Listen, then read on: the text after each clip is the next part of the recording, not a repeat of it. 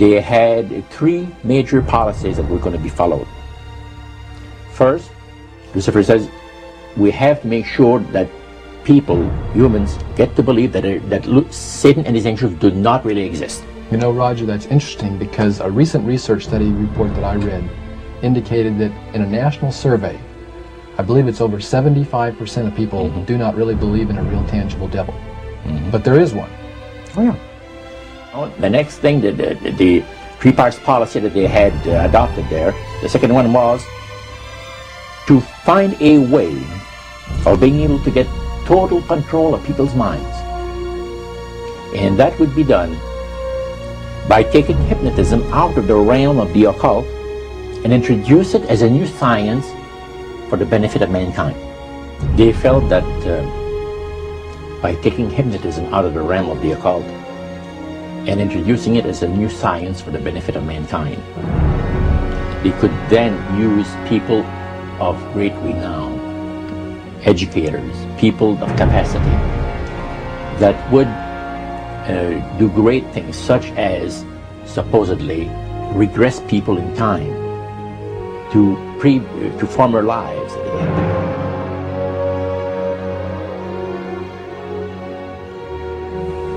And of course, after the session is over, the person would not know a thing about ancient history. And the person she or he has talked about performing, certain deeds, we'll say, 3,000-4,000 years ago.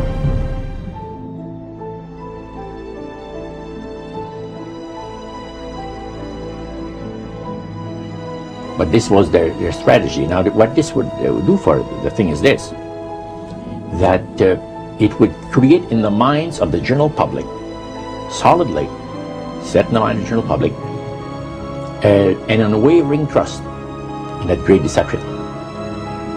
So now this would be a way of de-Christianizing the Western world through the avenue of mysticism. The three things were, number one, that they did not want Satan did not want the human family to think that he or his angels existed. Right. The second point that you made had to do with taking control of people's minds. That's right. The third point was what? Was to destroy the Bible without burning it. Okay. See? And what was his strategy on that? On that, it was very interesting. Because after the Great General Council, it was decided that Satan would tutor Charles Darwin personally in setting up the principles of his theories of evolution. He was tutored by Lucifer himself, fallen Lucifer. And at that time, it was understood, Satan and his spirit counselors understood, that if a person was led to believe in the theory of evolution, it would, in his life, destroy completely the creation week of the Bible, the fall of man, and plan of redemption. It would do away with it. Anyone that teaches a theory of evolution is considered to be a minister of a great religious system. And he said that every teacher of that theory is recognized by the spirits as a person of great value and receives a very special unction from Satan himself, giving great power to induce spiritual blindness, to convince and convert. Three capacities.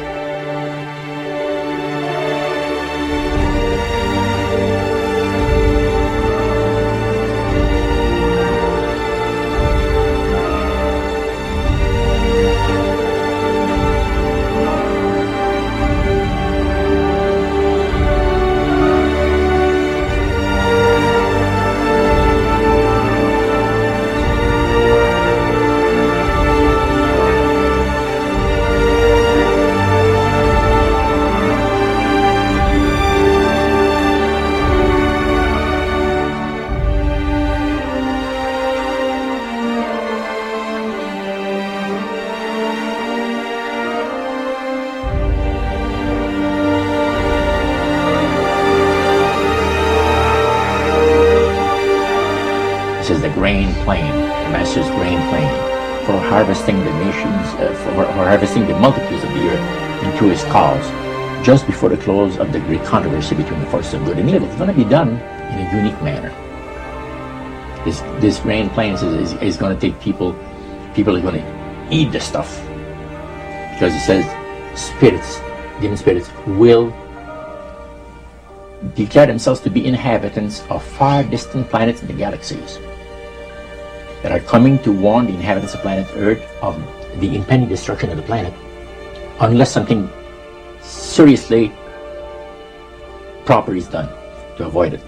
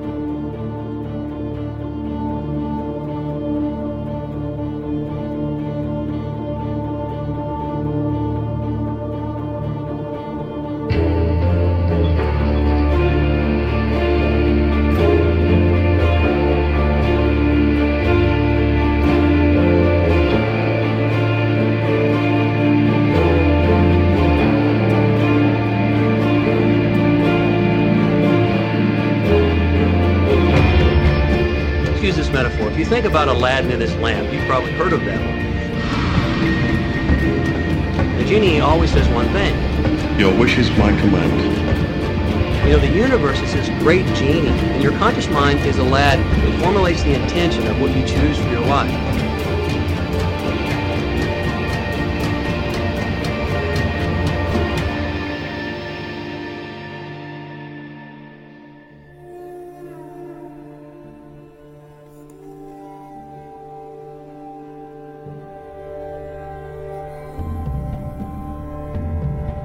At the very heart and core of all these secret societies lurks the Kabbalah. It is a method of encoding information through a system of mathematics and numbers. These people that belong to the secret societies never dared to write down in any language what they knew, what it was that they were guarding, because then someone could steal it and then the secret would be out. So they took this knowledge and they made it occult through a system of encoding, encryption, one of which is mathematics, numbers. Another is architecture. Everybody wonder, why do they have a fraternal organization called the Freemasons? Aren't those the guys that build walls? You bet they do.